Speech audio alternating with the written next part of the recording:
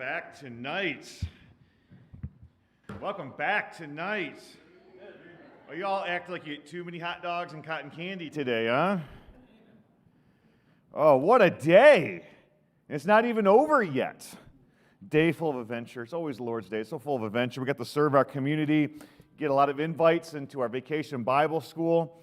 And I can say that I don't know if we've ever prayed over a cotton candy machine before. But we got it working today.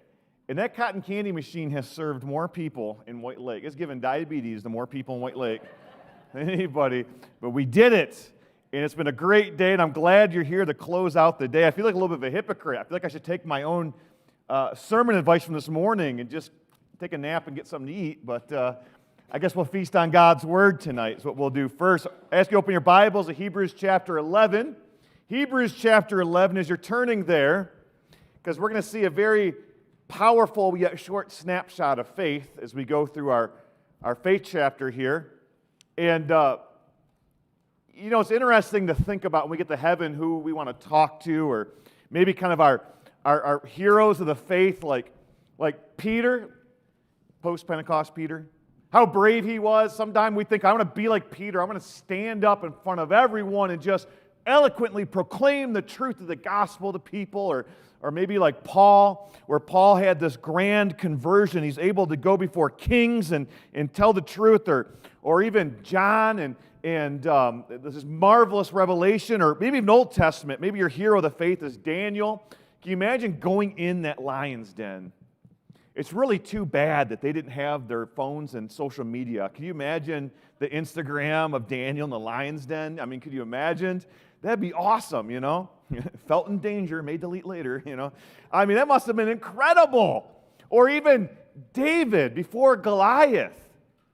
These guys are like we look to. These are mountains of faith, and we're just like, that's what I want. And I'm willing to bet no one here, if I were to say, tell me your number one hero of faith.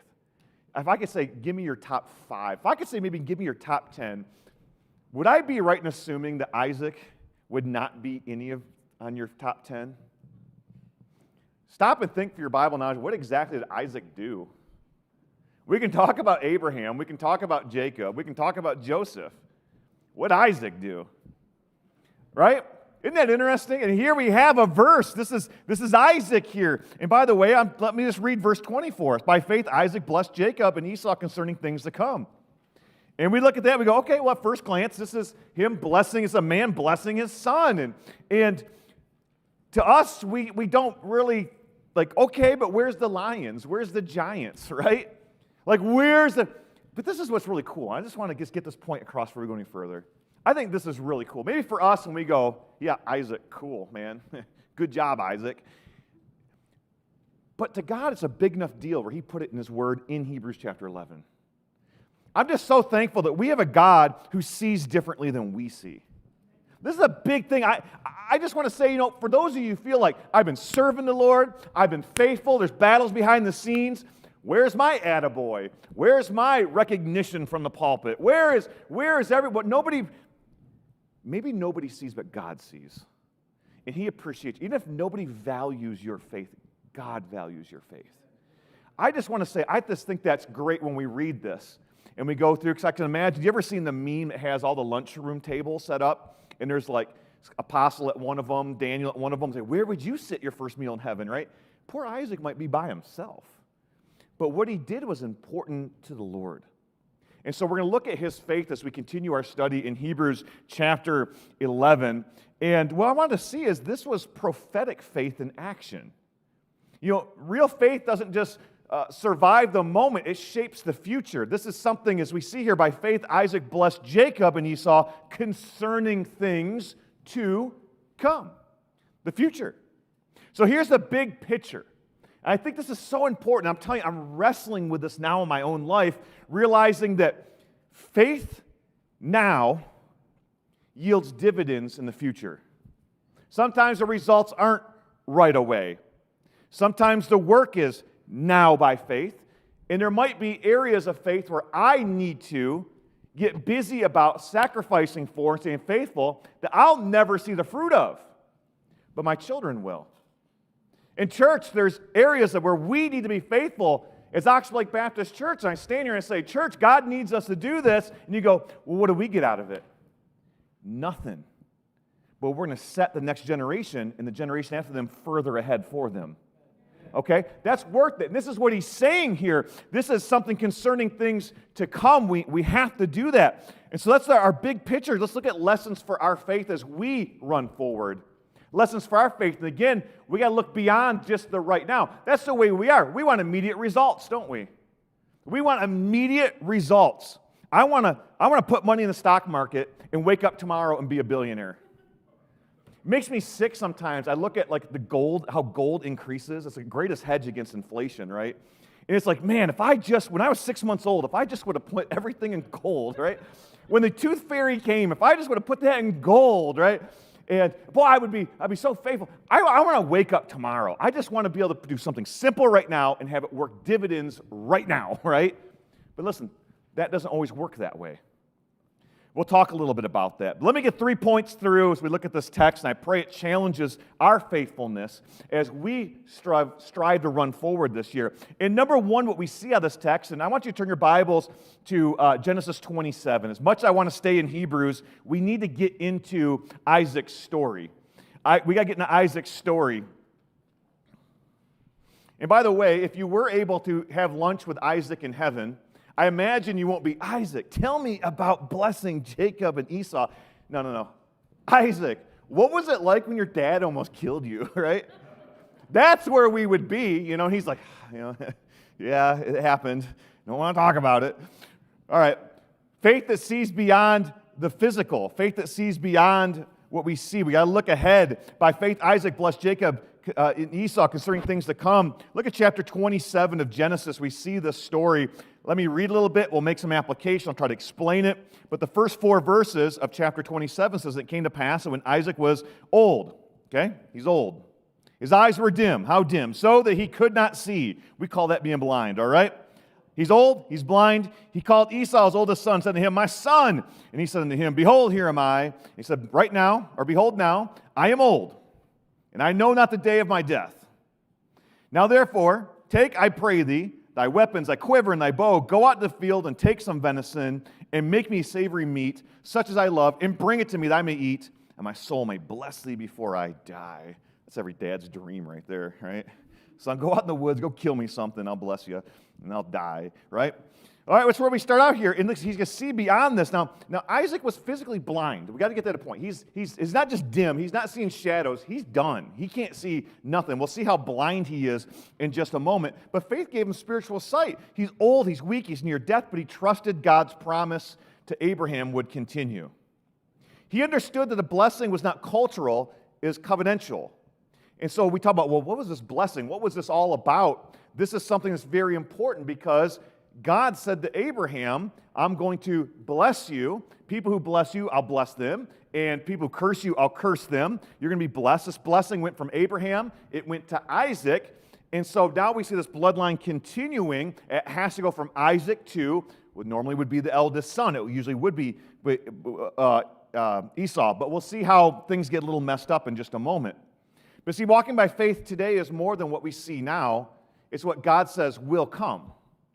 I often think about it, we do have marching orders now, right? We are to occupy, right? That means to be busy about the master's work, right? We have the Great Commission. We are to stay busy until Jesus comes back. None of us know when the Lord will come back. I'm hoping soon. We don't know, okay? It could be 10 years, it could be 10,000 years from now. When the Lord's timing is perfect, the Lord will come back. We don't know, all right? So here's the thing. We better, by faith, be setting up the next generation the best that we can. Because we don't know when that's going to be. And we have an amazing next generation coming up in our church and in our community. I absolutely, positively, absolutely loved our homeschool co-op yesterday. We had a co-op field day. I just think that's so fun for our kids. You homeschool your kids, and you're like, man, they're going to be socially weird because they're not going to, do things as a group. They're going to be weird anyways, but we bring them here, and they get to do stuff in a group, right? And they're running, and they're jumping, and Mr. Rob's got him doing, he's doing the obstacle course. He's got the kids doing like 30 burpees around. I said, this is just CrossFit. This isn't, he called it Oxfit, right?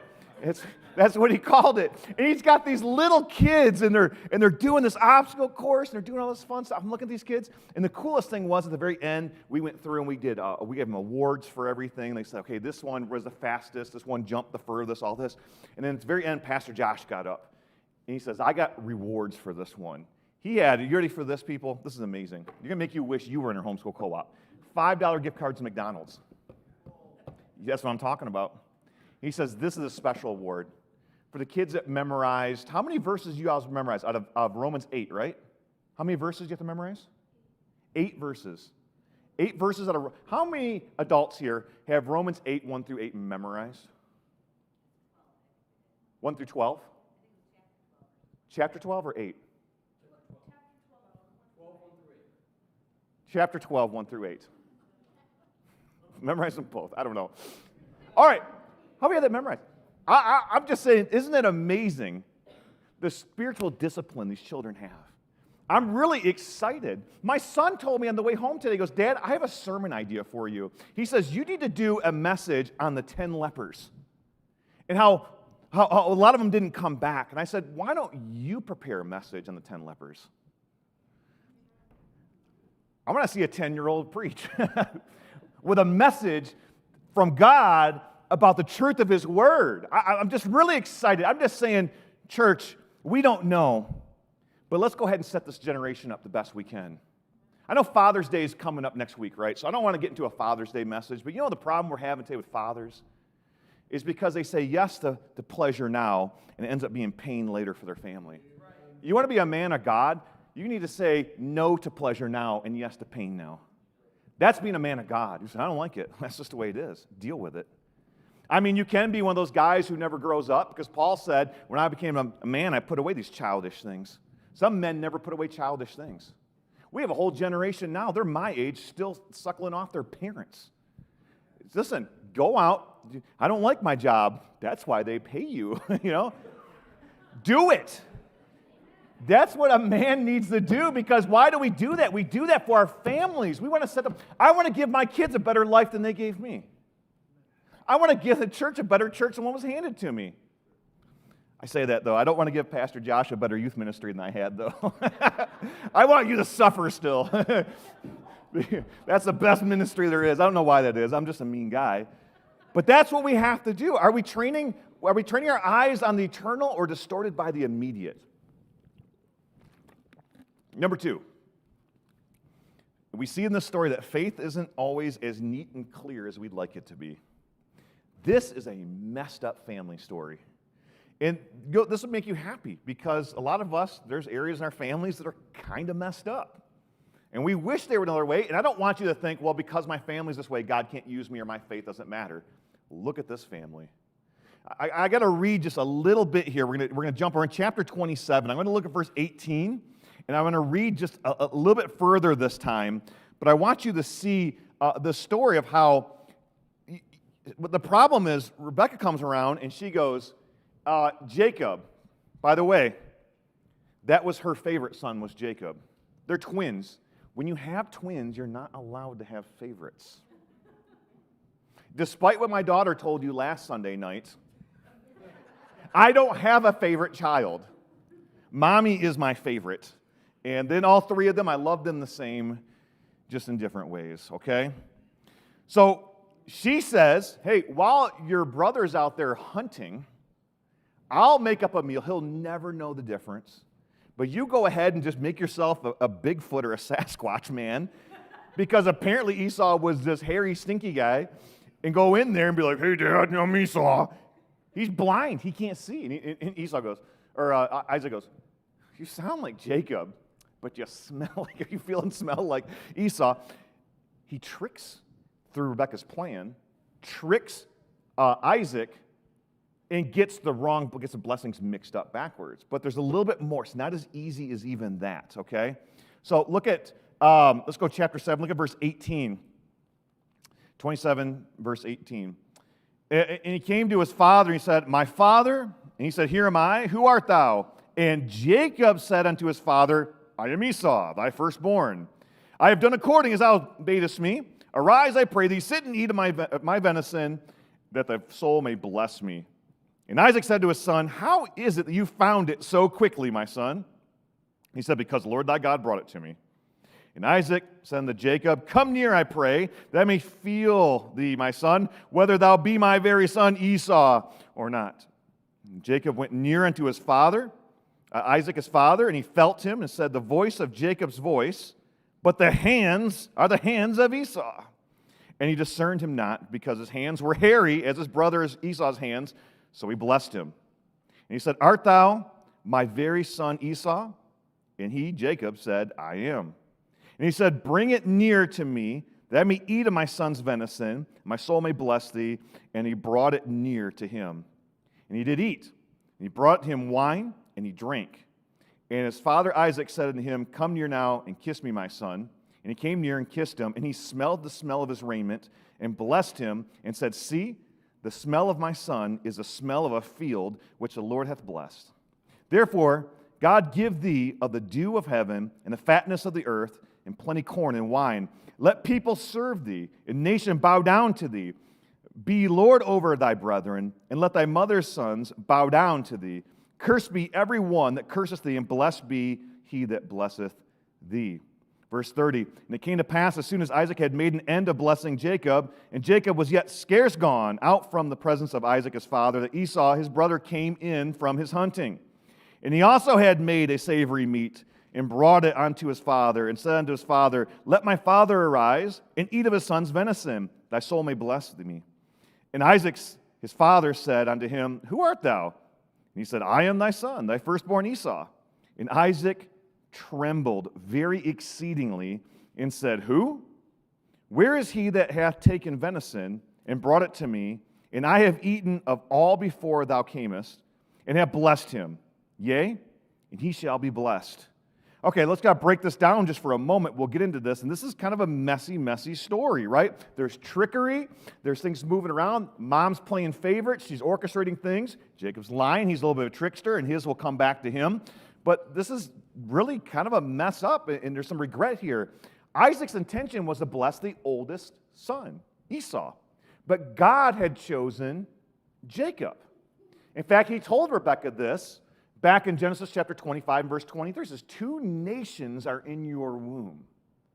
He says, but one, the younger, will rule over the older, or the older will serve the younger. So she was aware of this. God had told her this. But even in all this confusion, God's sovereign plan was upheld. Isaac, we see in this verse 33, he says he trembled very exceedingly, and he realized he blessed Jacob. And again, I don't really know the cultural implications of this, but the one thing is this, he didn't reverse it. I don't know if that's an option, I don't know what it was, but he stood by it. Okay, this is it. This is the way it's going to be. I've already did it. This is how it's going to be. I'm not changing. His faith was not in perfect understanding, but in the God who cannot lie. You know, faith means trusting God even when our faith is unraveling. And we might not know what God is doing in our life, but we can trust He's doing it. Can you imagine watching somebody making a great tapestry? It's really a beautiful art as people will put all the different colors of the materials all together. And if you're standing on the backside of it, the backside's always going to look messy. There are going to be these uncut ends, and it's just things aren't going to look exactly right, and all these things are kind of going to be this mess. But here's the thing. When you're allowed to see the front side, you see that it's not chaos. There's a pattern. There's something behind it sometimes. And what I want to say is this, that, you know, faith is trusting the master weaver. Although the image, the angle that we get to see sometimes just doesn't make sense, and it looks really messy. You say, well, God, why would you allow this? And I've often mentioned this, and this is just my preference, this is my opinion, but I know a lot of people say, Pastor, have you seen this new movie? Hollywood likes to come out with a spiritual movie every once in a while, right? Oh, you understand, this church about this movie. I hate those movies, because in those movies, God always makes sense. I've been a pastor, I've been a Christian my whole life. There's so many areas of my life where God's done things, I have no idea why He did it.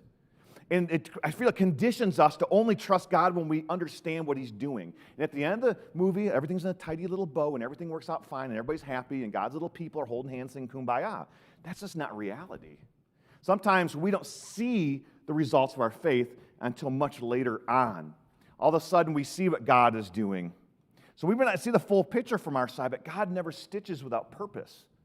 He's got something going on, whether it be the chaos. And so, listen, if you're dealing with chaos in your home or chaos in your family and chaos in all these different areas, listen, it doesn't mean that somehow everything's messed up. God is still God even in the chaos, and He can take care of all that. We've mentioned so many times before, it's amazing that we serve. When we had Jesus Christ in the boat, He came out of the boat and He stilled the storm. And that's just wonderful that God did that. That shows how powerful He was. He was demonstrating this. But a lot of times, every time we reach out and we say, God, calm the storm in my life, it doesn't always happen, does it? And by the way, that'd probably make us pretty soft little Christians, wouldn't it? So what does He do? He strengthens us to go through the storm. Or better yet, He goes through the storm with us. And we come out the other side more of a seasoned sailor as we go through that. I was a youth pastor for many years. My bread and butter were basically bus kids. My bread and butter of our youth ministry, there's some kids, man, we came from terrible homes. I would actually, this is back in 2004, 5, 6, 7, up until, I don't know, a while, I could just go pick up kids in my van. I could go to their house. The parents didn't care to meet me. They didn't care. Parents weren't even around half the time. It was awesome for youth ministry because I could just take their kids, And it's a different day now, Brother Josh, don't try that. But we do that. I had one time I was taking the kids. I took them to church the very first time. I don't remember if they made any decisions, but they loved it, and they got great. And I said, okay, I'm going to take you guys home. Where do you want me to drop you off at? They said, well, drop me off at that bar right there. That's where my mom works tonight. And I had the church van. I just thought that'd be a bad look if I pulled the church van in the bar and kids got out and everything. So I dropped them off down the street and made them walk there. But there were some pretty messed up homes. But I'm going to tell you, God used those homes. Even though it was rough, and even though it was sad, and even though those things strengthened them. And I'm going to tell you what, God comforts us so we can comfort others. And I've watched some of them grow into these amazing adults, leading their own families differently because of the past they had. Absolutely amazing. But let me move on. Number 3, faith leaves a legacy that continues. Let's go to Genesis chapter 28. I think this is important as we continue the story. And here we go. We're talking about Isaac here. Isaac, who really, he was tricked. I don't know about you, when I feel tricked, it makes me feel like a big dummy. Isaac just goes, okay, well, this is what it is. I was tricked, and he's going to talk to Jacob now. And it's amazing, this conversation, how it goes with Jacob. In chapter 28 and verse 1, it says, and Isaac called Jacob and blessed him and charged him and said to him, thou shalt not take a wife of the daughters of Canaan. Arise, go to Pandanaram, to the house of Bethuel, thy mother's father, and take thee a wife from thence of thy daughters of Laban, thy mother's brother. And God Almighty bless thee, and make thee fruitful and multiply thee, that thou mayest be a multitude of people. And gave the blessing of Abraham to thee, and to thy seed with thee, that thou mayest inherit the land wherein thou art a stranger, which God gave to Abraham. You see, Isaac affirms a blessing on Jacob and charges him towards the future, these promises. He sends him out with a generational word. There wasn't a blessing of success. It was a blessing of his destiny, what was going to pass on. I really just think it's really cool that you look at this, the same words that God said to Abraham, and we assume that Abraham said to Isaac, and now Isaac says to Jacob. It's this blessing. I know it's been generations, but God is going to do a work through this line. He's going to do this. He leaves a legacy. He sends them out, and it's amazing. So it challenges us today, then what are we passing on to the next generation? Our words can chain someone to their past, or it can charge them towards God's promises. I wonder what our words are to them. Because here's the thing. Here's our themes here. We're running forward. We're racing, right? We're racing because God has a race for us. And so if we look at the general race of this great church that we've had, this church since 1953, I wasn't here when it was founded as a Sunday school classroom in a basement down the road, and when it became a first church and got its first pastor, and the ups and the downs, but I can tell you, they ran their race. And it's part of our race, because when their generation was over, they handed the baton to the next generation. And they ran until they were done, and they passed the baton on to the next generation. And right now, we have the baton. I believe they put us in a great situation. They got us a building that's paid off. on property that's taken care of. It's beautiful, which happens to be in the dead center of the new White Lake. I mean, they left us really well taken care of. They kept a good Bible, where a lot of churches have gotten rid of a good Bible to one that people might like a little bit more. They gave us good doctrine. They kept us some great traditions, and they said, okay, here you go. Here's the baton. We've done this all for you, and now it's our turn. And I'll be honest with you, we can really do a couple things. We can sit down and put our feet up because we're in a pretty good situation and go, you know what, we're going to sit this one out and let the kids take the next one. Or we can kind of half jog and we can kind of just go, well, we'll just kind of see what's easy for us. Or I'm telling you, what we can do is decide that we don't know how much time we have left, but God is worth it to His glory and the souls that He loves in White Lake, and we're going to run our race that is set before us. We're not going to let anything stop us, nor sin to beset us, or even any weight that's going to hold us back. And so therefore, when God, because we are done, and we hold the next generation, we take that baton and we pass it to Levi, because he has a message about the 10 lepers, and you got Malachi playing the piano now, because I hear he's amazing at it, and I cannot wait to hear him play in one of our services. And all of a sudden, that sounds like an awesome church I want to grow old and die in. To pass that baton. But here's the thing. The way we run now depends on that. We're not going to compromise our standards. We're not going to compromise our Bible. Don't even ask me to. We're not going to compromise any of those things. But we've got to run forward the best we can. What are we passing on? You know, Isaac's faith wasn't loud. It was legacy. That's what the Lord said. Isaac, I'd imagine if I was writing Hebrews 11, I would have totally skipped over Isaac, to be honest with you. What do you say about Isaac? It's amazing that God gives him this legacy that he goes through. He believed in things to come, even when the present looked broken. He goofed. He meant to bless Esau. By the way, by the time your children are grown age and they're trying to fool you, you might have messed up as a parent. Oops, here's this God's blessed line, and I think I might have messed them up playing favorites and all these whole things that happened. But he believed in things to come. True faith sees past our limitations and sees God's promises. So what's your race? This is God's plan for your life. When we talk about run forward, God has a plan for your life. What is it? What are you doing? Because it's bigger than our life. You know, we speak life over our children, our church, our future. We want to refuse to be paralyzed by what stands in front of us. We don't want to wait till we feel faithful. We want to start declaring God's promises today. We know how the story ends. We're waiting for the last trump of God. And that time comes, we're going to be raptured out of here. And then that point down, Oxbow Baptist Church is no longer here on earth. It's going to be in heaven. Listen, if somebody shows up here on Sunday, that doesn't mean the church is still here. The sign's still out front. We're there. Until we get done with that time, we have to be faithful. We have to pass the baton. We have to continue. And even if they go through periods of time where things look crazy, that's my one thing I always bothers me about construction projects like we're doing. I said, nothing worse than having somebody come in the lobby and things, Ralph does such a good job making sure things are buttoned up at the end of the week, though. We got big mounds of dirt out here. We got sawdust and stuff in there, whatever it is. Yeah, it looks a little chaotic, but we're doing this by faith to set up the next generation the best we can.